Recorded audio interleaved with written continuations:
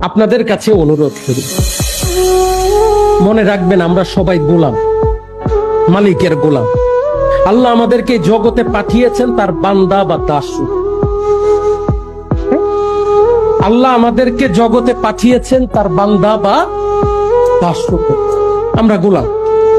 আমাদের কাজ একটা, নামাজ, রোজা, হজ, যাকাত অনেক পরে, আল্লাহর সন্তুষ্টি অর্জন করা আমাদের প্রধান কাজ। কি কাজ? কি কাজ? মালিকের সন্তুষ্টি অর্জন করা। এই সন্তুষ্টি অর্জন করতে গিয়ে নামাজ আসছে নাকি, রোজা আসছে, হজ আসছে, যাকাত আসছে, সৎকর্ম আসছে নাকি, কিন্তু মূল টার্গেট কি? আল্লাহর সন্তুষ্টি অর্জন করা। তাই আমিও গোলাম, আপনিও গোলাম।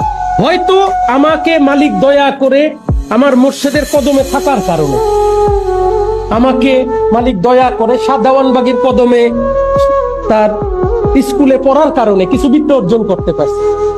আপনি আমাকে শিক্ষক বলেন, ইমাম বলেন, আমার কোনো সমস্যা নাই। তার চেয়ে বেশি কিছু, তার চেয়ে বেশি কিছু বলে আমাকে তোষামত করে কোনো লাভ নাই। আপনার এই তোষামতের ঠেলায় লাস্টে আমার তওবা পড়তে হয়। নামাজের বিছানায় বসে আল্লাহ যে যা তোষামত করছে তুমি